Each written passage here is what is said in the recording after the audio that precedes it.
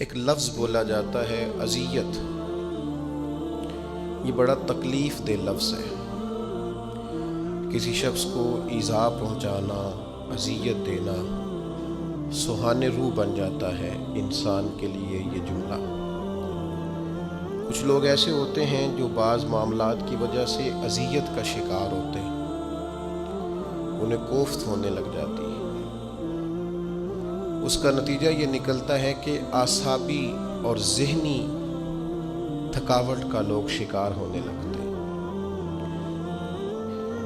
جسم کو تکلیف پہنچتی ہے تو کچھ مرہم پٹی کے ساتھ، کچھ ادویات کے ساتھ انسان ڈھارس محسوس کرتا ہے، لیکن اگر تکالیف ذہنی ہو جائیں، امراض قلبی ہو جائیں، چیزیں انسان کے باطن کو پریشان کرنے لگیں تو ان کا علاج ادویات سے ہو نہیں پاتا۔ ایک دور ایسا تھا جس دور میں لوگ دو بدو لڑائی کرتے تھے،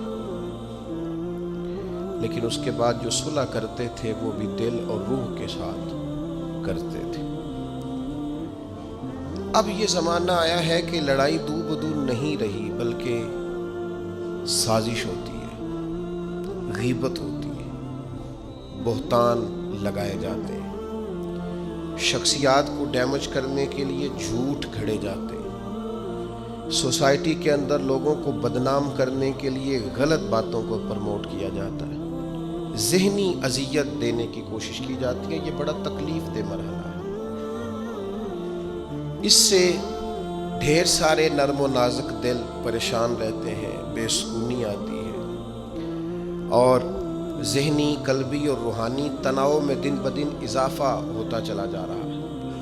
اللہ تعالیٰ نے قرآن مجید میں فرمایا یا ایھا الذین آمنوا لا تبطلوا صدقاتکم بالمن والأذی، فرمایا اے ایمان والو، احسان جتلا کر اور ایذا دے کر اپنے صدقات کو کہیں باطل نہ کر لینا۔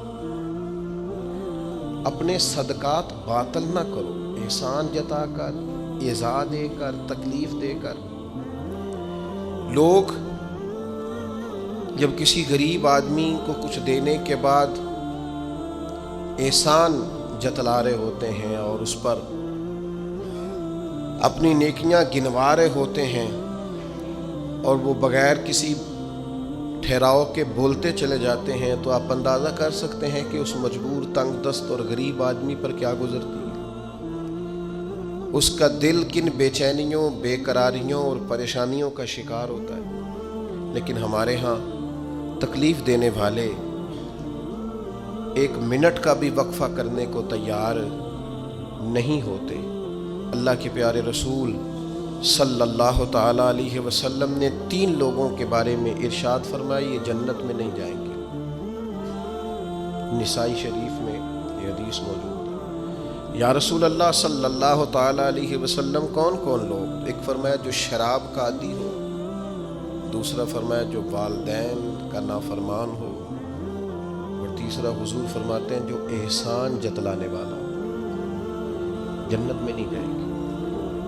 نیکی کی ہے اب تو بھول جا، اور نیکی کی ہے تو اسے محض اپنے رب کی رضا کے حصول کا ذریعہ سمجھ۔ تو احسان جتلا رہا ہے، یہاں تک کہ والدین کے ساتھ، بہن بھائیوں کے ساتھ، دوست احباب کے ساتھ، قریبیوں کے ساتھ نیکی کر کے بھی لوگ احسان جتلاتے ہیں، ضائع ہو جاتی ہے نیکی۔ یعنی عجیب بات ہے نا، حضور فرماتے ہیں احسان جتلانے والا جنت میں نہیں جائے گا، یعنی نیکی کر کے دوزخ خرید لی، احسان کر کے، خرچ کر کے اپنے لیے جہنم کٹھی کر لی۔ کیوں؟ احسان جتلایا، اس نے بتلایا ہے۔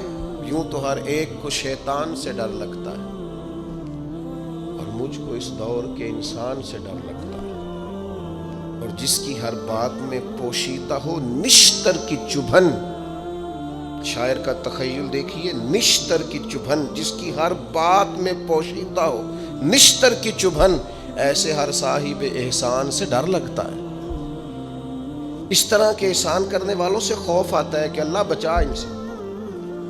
کچھ لوگ اذیت دیتے ہیں، تکلیف دیتے ہیں، آزمائش میں ڈال دیتے ہیں، کسی کے گھر مہمان چلے گئے، آپ کو چند لمحوں کے لیے جانا ہے، تو آپ وہاں جا کر ایک بڑے زبردست قسم کے انجینئر کیوں بن گئے ہیں؟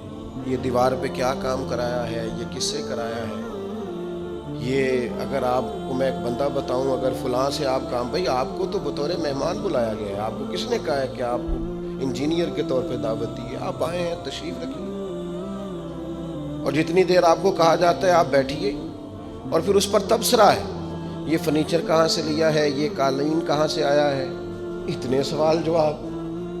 بعض دوست تو ایسے ہوتے ہیں جن سے کہنا پڑتا ہے کہ میرے بھائی آپ مہربانی کریں، ہم آپ کو نہ انجینئر سمجھتے ہیں نہ اچھا ڈیزائنر سمجھتے ہیں، ہم نے تو آپ کو ملنے کے لیے بلایا تھا، آپ آئیے اور جائیے۔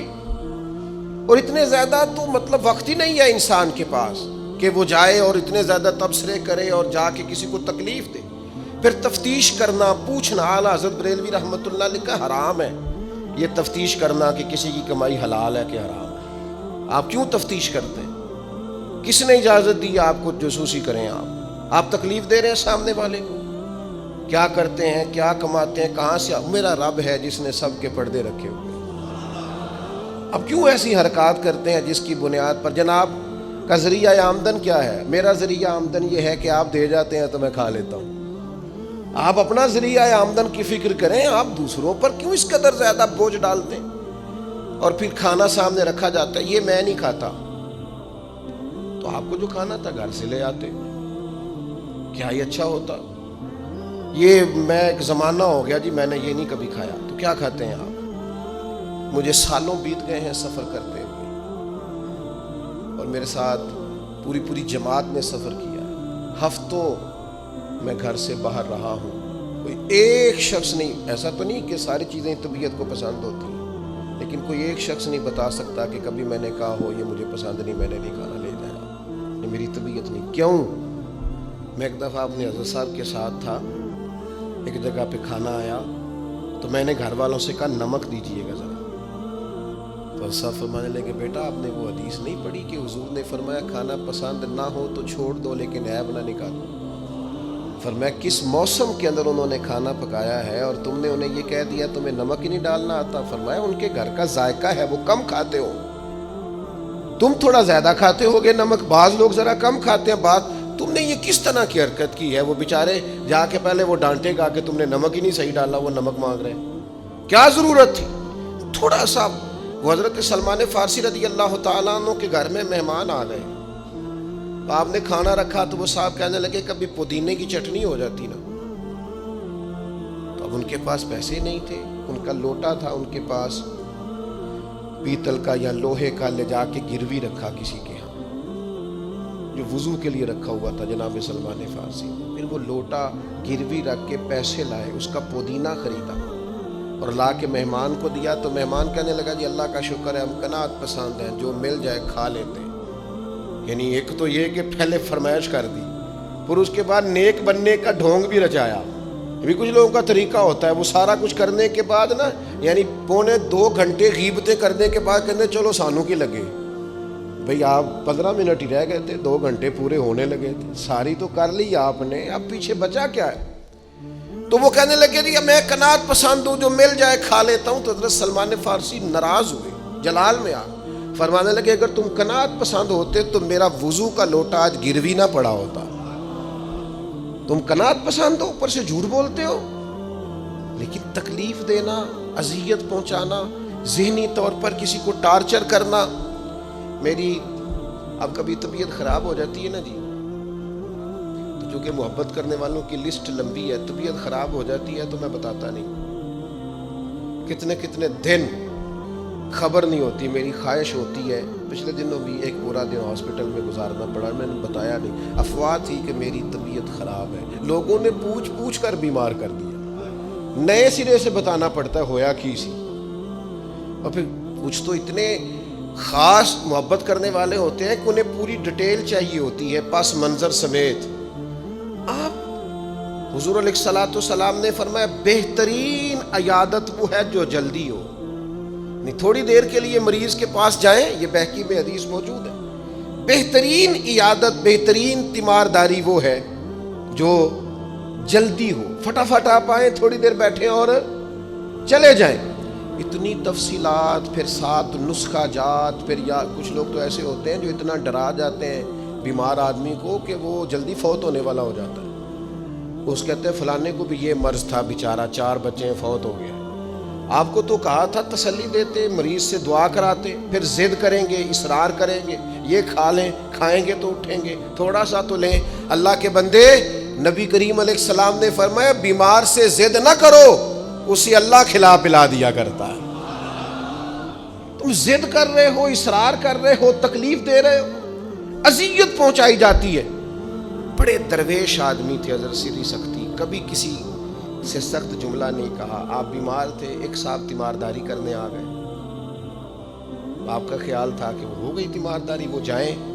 کئی لوگ ان کے بعد آئے چلے گئے لیکن بیٹھے ہوئے جا ہی نہیں رہے۔ تو حضرت سری سختی رحمۃ اللہ تعالیٰ علیہ، اب بعض دفعہ مروت ایسی ہوتی ہے کہ بندہ اپنی زبان سے معزز آدمی کہہ نہیں پاتا، لیکن وہ چونکہ تکلیف میں تھے، سردی کا موسم تھا تو دروازہ کھلا رہ گیا، تو وہ صاحب کہنے لگے حضور دروازہ بند کر دو، ٹھنڈ آ رہی ہے۔ تو فرمانے لگے کر دیجئے، لیکن اگر کبھی باہر سے کر دینا تو ذرا زیادہ بہتر ہو جائے۔ معنی یہ تھا کہ آپ تشریف لے جائیں، چلے جائیں نہیں کہتے بزرگ۔ آپ کچھ لوگ ایسے ہوتے ہیں انہیں رخصت بھی ذرا اعزاز کے ساتھ کرنا پڑتا ہے۔ آپ تشریف لے جائیں اور دروازہ باہر سے بند کر دیں تاکہ ہوا بھی نہ آئے اور آپ جیسا کوئی پکا مہمان دوبارہ بھی نہ آئے۔ تشریف لے جائیں، تکلیف نہیں دیں، اذیت نہ دیں کسی شخص کو کسی بھی طرح سے پریشان۔ ایک ہمارے ہاں اور بڑا مسئلہ ہے، میں تو مذاق کر رہا تھا۔ مذاق کیا ہوتا ہے؟ مذاق تو جاہلوں کا کام ہے۔ جب موسیٰ علیہ السلام کی قوم نے کہا کہ ایک شخص کا انتقال ہو گیا ہے تو ہمیں بتایا جائے کس نے قتل کیا ہے، تو جناب موسیٰ علیہ السلام نے فرمایا گائے ذبح کرو۔ تو ان لوگوں نے کہا آپ ہم سے مذاق کرتے ہیں، اتتخذون ہزوا، آپ ہم سے مذاق کرتے ہیں؟ تو فرمایا اعوذ باللہ ان اکون من الجاہلین، میں اللہ کی پناہ چاہتا ہوں کہ میں جاہلوں میں سے ہوں۔ مذاق کرنے کو جناب موسیٰ نے، قرآن مجید کا پہلا پارہ کہتا ہے جاہلوں کا کام کہا ہے۔ مذاق ٹھیک ہے، دل لگی ٹھیک ہے، یعنی آپ خوش طبعی کریں۔ مذاق تو کسی کے عیب کا ہوتا ہے، تیری آنکھ کس طرح کی ہے، تیری ناک چپٹی ہے، یہ مذاق ہوتا ہے۔ کسی کے رنگ کو لے کر، کسی کے قد کو لے کر، کسی کی توتلی زبان کو لے کر، یہ جاہلوں کی علامت۔ آپ دل لگی کریں، حضور بھی دل لگی فرماتے، مسکراتے دل لگی کریں، اس میں کسی کو تکلیف نہیں ہوتی، کسی کا عیب نہیں اچھلتا۔ کوئی بات ایسی خوشی کی آپ اس میں خوش ہو جائیں، لیکن آپ یہ جو رویے ہمارے ہاں پائے جاتے ہیں یہ مذاق ہے، اور مذاق شریعت میں جاہلوں کی علامت ہے۔ حضور فرماتے ہیں قیامت والے دن وہ لوگ جو لوگوں کا مذاق اڑاتے تھے، تکلیف دیتے تھے، قیامت والے دن ان کے ساتھ یہ معاملہ ہوگا کہ جنت کا دروازہ ان کے لیے کھولا جائے گا، پھر بند کر دیا جائے گا، پھر کھولا جائے گا، پھر بند کر دیا جائے گا، پھر کھولا جائے گا اور پھر دوبارہ۔ وہ کہیں گے یہ کیا ہو رہا ہے؟ تو انہیں کہا جائے گا تمہارے اس مذاق کی تمہیں سزا دی جا رہی ہے جو دنیا میں تم اللہ کے بندوں کے ساتھ کرتے تھے۔ تکلیف دیتے ہیں لوگ۔ یہ کچھ سال پہلے کی بات ہے، آپ کو پتہ ہے ہمارے یہاں اپریل فول بھی منایا جاتا ہے، جھوٹ بولنے کا دن۔ ایک صاحب تھے بیچارے ہارٹ پیشنٹ، یہ پنجاب کا ہی واقعہ ہے، تو ان کو فون کر دیا کہ تمہارا بھائی ایکسیڈنٹ میں فوت ہو گیا، کسی نے مذاق کیا۔ تو بیچارے ہارٹ پیشنٹ تھے، خبر سن کے ان کو پھر ہارٹ اٹیک ہوا، اللہ کو پیارے ہوا، اور بعد میں پتہ چلا کہ کسی نے مذاق کیا، بھائی تو بالکل ٹھیک ٹھاک، آپ کے ایک مذاق نے کسی کی جان لے لی، گھر اجڑ گیا، عورت بیوہ ہو گئی، بچے یتیم ہو گئے، اور آپ مذاق کر رہے تھے، تکلیف دے رہے تھے، آپ آزمائش میں مبتلا کر رہے تھے۔ میں نے ایسے طلباء کو دیکھا ہے کالج میں، مدرسے میں، یونیورسٹی میں، اسکول میں، جو بیچارے کسی وجہ سے کمزور تھے، کوئی ایسا معاملہ تھا ان کا اتنا مذاق اڑایا گیا کہ وہ بیچارے تعلیم چھوڑ کے چلے گئے، گزارا نہیں ہو سکتا۔ ہر آدمی مذاق اڑا رہا، اور بعض لوگوں کی غربت کا مذاق اڑایا جاتا ہے، ان کو کھاتا ہوا دیکھ کے مذاق کرنا، ان کا لباس دیکھ کے مذاق کرنا، ان کی سادہ پرانی اور دیسی گفتگو سن کے مذاق اڑانا۔ نتیجہ یہ نکلتا ہے کہ مایوس ہو جاتے ہیں لوگ، پریشان ہو جاتے ہیں۔ ایسا نہیں کریں، یہ تکلیف نہ دیں کسی مسلمان، اذیت میں مبتلا نہ کریں، ذہنی طور پر ٹارچر نہ کریں، آپ کوئی ایسا کام نہ کریں جس سے بار بار آزمائش ہو۔ کچھ لوگ زندگی میں گناہ کرتے ہیں، اللہ معاف کرے، غلطیاں ہو جاتی ہیں، پھر وہ لوگ توبہ کر لیتے ہیں، اور یہ توبہ اللہ کو اتنی پسند ہے کہ حضور فرماتے ہیں کسی کا اونٹ مال سمیت غائب ہو جائے اور وہ شخص ڈھونڈ ڈھونڈ کے تھک جائے اور مایوس ہو جائے اور پھر وہ اونٹ اسے مل جائے، اسے اتنی خوشی نہیں ہوتی جتنی بندہ مومن کی توبہ پر رب کریم کو خوشی ہوتی۔ کتنا بڑا انعام ہے۔ حضور فرماتے ہیں ہر شخص خطا کار ہے، پر بہترین خطا کار وہ ہے جو توبہ کرتا ہے خطا کار پر بہترین خطا کار۔ کیا بات ہے اس کی خطا کی، جو خطا کرتے ہی رو پڑا ہے، اللہ کے حضور توبہ کر رہا ہے، لیکن لوگ مذاق اڑاتے ہیں لوگوں کے گناہوں کا۔ وہ توبہ کر چکے ہیں، وہ چھوڑ چکے ہیں، وہ اس راہ سے ہٹ چکے ہیں، لیکن مذاق کرنا، مذاق اڑانا، تکلیف دینا، اذیت میں مبتلا کرنا۔ حضور علیہ الصلوۃ والسلام نے فرمایا کسی شخص سے کبھی کوئی گناہ کیا پھر اس نے توبہ کر لی، فرمایا جس نے دوبارہ اسے اس کا گناہ یاد کرایا اللہ یاد کرانے والے کو سزا دے گا، مرنے سے پہلے پہلے یہ اس گناہ کے اندر مبتلا ہو جائے۔ مسلم شریف میں موجود ہے، اس کو سزا ملے تو ٹارچر نہیں کریں، تکلیف نہیں دیں، ذہنی طور پر لوگوں کو اذیت میں مبتلا نہ کریں۔ اور پھر رشتے دیکھے جاتے ہیں ہمارے ہاں، تو اس قدر زیادہ مطلب آزمائش میں ہم لوگوں کو مبتلا کر دیا جاتا ہے، اس قدر زیادہ آزمائش میں ہمارا چونکہ دیہاتوں سے تعلق ہے، تو پرانی خواتین کبھی جاتی تھی نا رشتہ دیکھنے کے لیے بیٹے کا، تو ان سے کہا جاتا تھا کہ آپ کو وہاں رشتہ نہیں کرنا، تو کہتی تھی نہیں ہم نے نہیں کرنا، تو کہتے تھے بھئی آپ بتائیں کیا وجہ ہے، تو وہ کہتی تھی وجہ کوئی نہیں بتانی، اس لیے کہ میرے گھر میں بھی بیٹی ہے، میں کوئی وجہ نہیں بیان کروں گی، میں کسی کی بیٹی کا عیب کیسے بیان کروں۔ لیکن میں نے اخبار میں اس بیٹی کا تذکرہ بھی پڑھا جو پچھلے 2.5 سالوں سے اس لیے مینٹل ہاسپٹل میں زیر علاج ہے کہ کوئی 50 سے زیادہ لوگ رشتہ دیکھنے آئے۔ کسی نے کہا ذرا چل کے دکھاؤ، تو کسی نے کہا ذرا بول کے دکھاؤ، تو کسی نے کہا کہ اگر قد 2 انچ بڑا ہوتا۔ اتنی تکلیف، اتنی اذیت، اور اس دین کے ماننے والے جو دین ہمیں سبق دیتا ہے کہ بیٹیاں اور بہنیں ہوتی برابر ہیں، وہاں یہ رویہ ہمارا۔ اور زیادہ تر ان لوگوں کا معاملہ جن کے پاس نیا نیا پیسہ آیا، نئی نئی دولت آئی، اب ان کو سمجھ نہیں آ رہی کہ وہ کیسے اپنے آپ کو زمین سے اٹھا کے آسمان تک لے جائے۔ خدا کے بندو، اس طرح کی اذیت، اس طرح کی تکلیف، اس طرح کا لہجہ جس سے سامنے والا نفسیاتی بوجھ کے نیچے دب جائے، یہ بندہ مومن کی شان نہیں ہے۔ کبھی بھی ایسا نہ کریں، اجلی اجلی سونی سونی صاف ستھری بات کریں۔ مومن کی شان یہ ہے کہ سب کچھ ہو سکتا ہے، پر مومن جھوٹا نہیں ہوا کرتا، وہ بددیانت نہیں ہوتا، وہ کسی کو تکلیف نہیں دیتا، اذیت نہ دیں، پریشان نہ کریں۔ گھنٹوں بیل بجا رہا ہے گلی سے گزرنے والا آدمی، لیکن صاحب گاڑی لگا کے چلے گئے، انہیں پتہ ہے دوسری گاڑی نہیں گزرے گی، لیکن وہ اذیت دے رہے ہیں۔ ایک چور اوپر سے سینہ زور، اگر وہ باہر نکلے ہیں کہ آپ کو جانا ہے اور سامنے گاڑی لگی ہوئی ہے تو وہ نکل کے کہتے ہیں کوئی آگ بجھانی ہے، آپ نے جا کے فائر بریگیڈ کی گاڑی پہ بیٹھے، نہیں جناب آگ نہیں بجھانی، لہذا آپ آرام کریں، لگی رہنے دے گاڑی۔ پتہ ہے آپ کو نبی پاک علیہ السلام نے رستے بند کرنے سے منع فرمایا، رستوں کے نشان مٹانے والوں پر لعنت فرمائی۔ جہاں جہاں لکھا ہوتا ہے نا لاہور اتنے کلومیٹر دور ہے، وہاں اشتہار لگا جاتے ہیں لوگ۔ آپ کو پتہ ہے یہاں اشتہار لگانا منع ہے، رستوں کے نشان مٹانے والے کو ملعون کا ہے حضور۔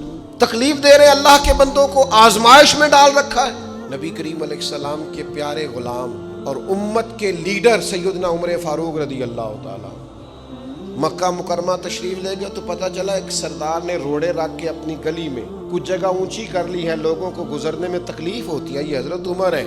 انہوں نے یہ نہیں کہا کہ مجھے عالمی مسئلہ بتاؤ، گلی محلے کا کیس میں سنوں، جاؤ بلدیہ والوں سے بات کرو، یہ نہیں فرمایا کہ جناب ایک سردار نے گلی میں پتھر رکھ لیے ہیں اپنی کسی سہولت کے لیے، لوگوں کو تکلیف ہوتی۔ جناب عمر درہ لے کے گئے، سردار کے دروازے پہ دستک دی، مکہ مکرمہ میں تھی حضرت عمر، وہ باہر آئے، فرمایا روڑے تم نے رکھے ہیں؟ جناب میں نے رکھے ہیں۔ فرمایا اٹھانے بھی تمہیں پڑیں گے، نکلو باہر، تم نے اللہ کے بندوں کا رستہ کیوں روک دیا، اٹھاؤ انہیں، لے کے چلو۔ یہاں تو عجیب حالت ہو گئی ہے. آپ کسی کو کہہ کے دیکھیں اس نے ایک موٹر سائیکل گزارنی ہوتی ہے صرف, لیکن سارے آنے جانے والوں کا رستہ اس نے تھڑی بنا کے روک دیا ہے. اسے کیا لگے؟ اذیت نہ دیں, تکلیف میں مبتلا نہ کریں. اللہ کے بندوں کے لیے آسانی کریں. کوشش کریں ہمیشہ کہ اگر ہم کسی شخص کے ساتھ آسانی کر سکتے ہیں, سہولت دے سکتے ہیں, تو اسے سہولت دیں. لیکن وہ ایسا عجیب معاملہ ہو گیا ہے آج کل کہ آپ کسی کو کسی ایسی معاملے میں سمجھانے کی کوشش کرتے ہیں تو وہ الٹا اس پر دلائل دیتا ہے. تو میں نے دیکھا ہے ذہنی تناؤ بڑھ رہا ہے, تفکرات میں انتشار ہے, لوگ پریشان ہیں, عجیب و غریب سا الجھاؤ ہے. تھوڑی دیر کی لڑائی کے لیے, تھوڑی دیر جیتنے کے لیے لوگ ایسی ایسی بات کر دیتے ہیں جو رات کو سونے نہیں دیتی آدمی. دیکھو حضور علیہ السلام نے فرمایا پہلوان تو وہ ہے جو غصے کے وقت اپنے آپ کو کنٹرول کرے, اپنے آپ کو کنٹرول کر لے. غصہ چڑھا ہوا تو پہلوان ہے. کیوں ایسی باتیں اپنی زبان سے نکالتے ہیں جو دوسروں کے لیے تکلیف کا باعث ہوتی ہیں, جو اذیت ناک ہو جاتی ہیں, جن کو انسان پھر برداشت کرنے کی طاقت نہیں رکھتا. سیدہ عائشہ صدیقہ رضی اللہ تعالیٰ عنہ ارشاد فرماتی ہیں حضور کو جب بھی دو باتوں میں اختیار دیا جاتا, اللہ کے رسول آسان بات کو اختیار فرمایا کرتے. حضور لوگوں کو تکلیف دینا پسند کبھی ایسا نہیں ہوا کہ کوئی مشکل حکم نبی کریم صلی اللہ تعالیٰ علیہ وسلم نے دیا ہو. آسانیاں پیدا کریں لوگوں کی. کوشش کریں ہمارا وجود کسی کے لیے بوجھ نہ بنے, ہماری طبیعت کسی کے لیے تکلیف کا باعث نہ بنے, ہمارے لب و لہجے سے, ہمارے اٹھنے بیٹھنے سے کسی شخص کو کسی قسم کی کسی تکلیف کا سامنا نہ کرنا پڑے. بے ضرر زندگی خوبصورت زندگی ہوتی ہے. بے ضرر, میں نے پہلے بھی کہا تھا پھر کہتا ہوں, کچھ داماد صاحب ایسے ہوتے ہیں کہ جو آ جائے نا گھر میں تو سسرال والوں کو مصیبت بنی ہوتی ہے. وہ کہتے ہیں چودھری صاحب آ گئے. بڑی تکلیف کا باعث ہوتا ہے وہ, اور وہ سارا کھانا پینا بھی کھاتا ہے, آرام بھی کرتا ہے, اور جاتی دفعہ اپنی بیوی سے کہتا ہے تیرے پیکے میری عزت نہیں کرتے. وہ اذیت دیتے ہیں, تکلیف دیتے ہیں. کچھ لوگ ایسے بے ضرر ہوتے ہیں, وہ کہیں چلے جائیں آ جائیں, اسی کسی دے کچھ بھی نہ لگ دے, نہ کوئی ساڈا درد. بے ضرر, جہاں بیٹھے ہیں وہاں بیٹھ گئے. ایک دوست تھے بڑے پیار والے اور بڑے سیانے آدمی ہیں, لیکن سیانے بندوں کو بھی کئی دفعہ باتیں کرنے والے وہ دور لے جاتے ہیں. تو ان کی سسٹر ان لا کی شادی تھی, 3 کاریں تھیں, باقی 3 بہنوئی بٹھا دیے. انہوں نے اپنے داماد, اس کو کہا ٹیوٹے میں بیٹھ جائیے. ٹیوٹے میں بیٹھے تھے تو ایک صاحب نے کیا, لو جی تے جوائی بھائی بھی ٹیوٹے جی نے. وہ چھلانگ لگا کے نیچے آ گیا, اپنی بیوی کو لیا, کہنے لگا اسی جانا ہی نہیں, ساڈی عزت ہی نہیں کرتی. دسو ٹیوٹا سواری نہیں, انسان بیٹھتا نہیں, لیکن دیہاتی لوگ ہیں نا. اب وہ سارے گھر میں مصیبت بنی ہوئی ہے, اس کی بیوی رو رہی ہے, اس کی ماں رو رہی ہے. تو بڑی عجیب و غریب کیفیت. اس کے سسر صاحب نے مجھے فون کیا کہ یہ آپ کی بڑی بات مانتا ہے, ذرا فون کریں. تو میں نے اسے فون کیا, میں کہ تو صرف نہ 3 منٹ بھول جا, تینوں کسی کوئی گل کی تھی. سوچ بھلا تو نے یہ فساد کس لیے ڈالا ہوگا. عزت مانگ کے لی جاتی ہے, چھین کے لی جاتی ہے, احتجاج کر کے لیجیے. طریقہ عزت لینے کا جو تم نے اختیار کیا. 4-5 منٹ کے بعد سوچ کے کہنے لگا اوہ مجھ سے بڑی غلطی ہے. تو مجھے چڑھا دیا کسی نے, میں چڑھ گیا. اس طرح کی تکلیفیں بہت سارے لوگ دیتے ہیں, ذہنی طور پر ٹارچر کرتے ہیں. وہ یار تیرے ابا نے تیرے اوپر تو کبھی انویسٹ ہی نہیں کیا, سارے پیسے بڑے بھائی کو ڈاکٹر بنانے میں لگا دی. او جناب یہ پڑھا ہی نہیں, ابا جی کو کوئی اعتراض نہیں تھا اس پر خرچ کرنے پر, یہ پڑھنے کو تیار تھا ہی نہیں. تو ٹارچر کرتے ہیں لوگ, ذہنی طور پر تکلیف دیتے ہیں, اذیت میں مبتلا کرتے ہیں.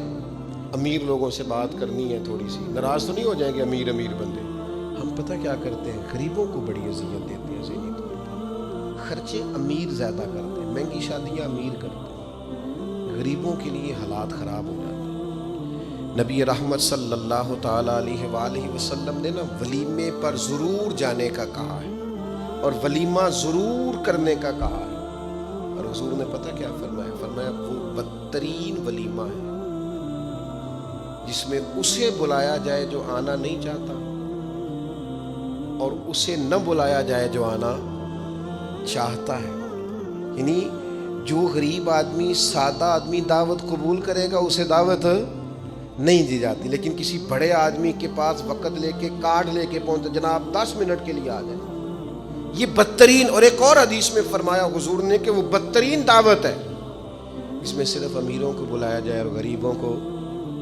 ہمارے ایک دوست ہیں میرج ہال والے، تو مجھے کہنے لگے کہ کھانا جب ہم دیتے ہیں نا ہال میں، تو اگر بارات کسی دیہات سے آنے والی ہو نا، گاؤں کے لوگ ہو، تو ہم کھانا تھوڑا زیادہ رکھتے ہیں، لیکن اگر شہر کے امیر لوگ ہو تو کھانا تھوڑا رکھتے ہیں، اس لیے کہ امیروں کی تو پرہیز ہی بہت زیادہ ہے، انہوں نے تو بڑے حساب کتاب سے کھانا ہے۔ تو غریب آدمی بیچارہ، اب غریب کو طلب ہوتی ہے، اسے روز گوشت نہیں ملتا، لیکن اس کے لیے ہم گنجائش دینے کو تیار نہیں ہیں۔ وہ بڑی خوبصورت مثال ہمارے استاد صاحب ہمیں سنایا کرتے تھے، کہتے تھے کہ غریب آدمی تھا، امیر دوست کی شادی میں چلا گیا، اور چلا اس طرح گیا کہ وہ نا ورک شاپ پہ کام کرتا تھا، تو وہیں سے فارغ ہوا تو اسی طرح کپڑے اس کے میلے کچیلے تھے، اس پہ گرد لگی ہوئی تھی، اب گھر جاتا تو دیر ہو جانی تھی، تو وہ بھاگ کے شادی میں چلا گیا، تو جو باہر کھڑا تھا نا آدمی، اس نے اندر ہی نہیں داخل ہونے دیا۔ اس نے کہا جناب آپ کدھر آ گئے، یہ تو بڑے امیر رئیس اعظم کی شادی ہے۔ اس نے بڑی منت کی، بالآخر وہ رو پڑا، یار تیری مہربانی، میرا قریبی دوست ہے، مجھے تھا۔ اس نے کہا جناب آپ جا ہی نہیں سکتے، حالت تو دیکھیں اپنی۔ اب وہ دوڑا گیا گھر، تیزی سے کپڑے بدل کے واپس آ گیا۔ شادی بالکل اینڈ پہ ہو چکی تھی، اب جب وہ سوٹ بوٹ اور وہ مایا شایا اور وہ جناب اس کا لباس بڑا حسین، تب اس کے لیے خود سے دروازہ کھولا گیا، وہ اندر گیا تو ساتھ رو رہا ہے، اور ساتھ وہ ڈونگا لے کے نا سالن والا برتن، تو اس میں کبھی اپنا کرتا ڈالتا ہے، کبھی اپنا بازو ڈالتا ہے کرتے کا۔ لوگوں نے کہا یہ کیا کر رہے ہو؟ کہنے لگا یہ میری تو دعوت نہیں ہے، تو کپڑوں کی دعوت ہے، اگر میری دعوت ہوتی تو میں تو پہلے بھی آیا تھا، اسی شکل و صورت کے ساتھ آیا، لیکن مجھے اندر گھسنے نہیں دیا، میری غربت نے کیا مجھ کو زمانے میں بدنام، تیری دولت نے تیرے عیب چھپا رکھے، تو یہ تو ان کپڑوں کی دعوت ہے، میرے کپڑے بہترین پہنے ہیں تو مجھے گھسنے دیا ہے، لہذا کپڑے ہی روٹی کھائیں گے، میں روٹی۔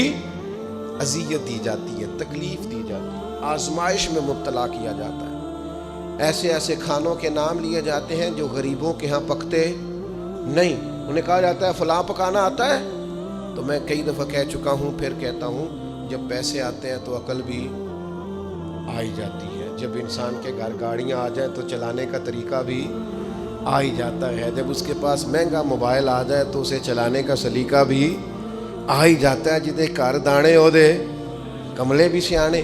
اذیت نہ دیں، تکلیف نہ دیں، کبھی کسی شخص کا مذاق نہ اڑائیں، کبھی کسی کا کوئی عیب نہ گنوائیں، کبھی کسی کو اس کے خاندان کی وجہ سے تانا نہ دیں، کبھی کسی شخص کو اس کے رنگ کی وجہ سے تکلیف نہ دیں، کبھی کسی کی زبان کی لکنت کی وجہ سے اسے پریشان نہ کریں، کبھی کسی شخص کے قبیلے کے باعث اسے آر نہ دلائیں، کبھی تکلیف نہ دیں۔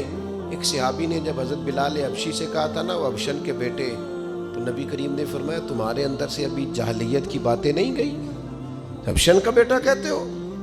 کوئی عربی، کوئی اجمی، کوئی گورا، کوئی کالا، کسی کو کوئی فضیلت نہیں، الا بالتقوی، ان اکرمکم عند اللہ اتقاکم، اللہ کے نزدیک اس کی عزت ہے جو زیادہ پرہیزگار ہے۔ بھائیو، ذہنی طور پر لوگوں کو ٹارچر کرنا چھوڑ دیں، تکلیف دینی چھوڑ دیں، آزمائش میں ڈالنا چھوڑ دیں، پریشان کرنا چھوڑ دیں۔ ہم اس طرح کا رویہ کرتے ہیں بعض اوقات کہ جو انتہائی خوفناک ہوتا ہے، کربناک ہوتا ہے، دردناک ہوتا ہے۔ لوگ اپنی زبان سے کچھ کہہ تو نہیں پاتے، کمزور ہوتے ہیں، لیکن اللہ کے حضور جا کے روتے ہیں۔ اس وقت سے ڈریے جب کوئی ہماری شکایت رب کی بارگاہ میں لگائے، جب کوئی کچھ بگاڑ تو نہ سکے پر اللہ رسول کے حضور جا کے کہے کہ اس نے بڑا ستایا ہے، تکلیف دی ہے، اس اذیت سے لوگوں کو بچائیں۔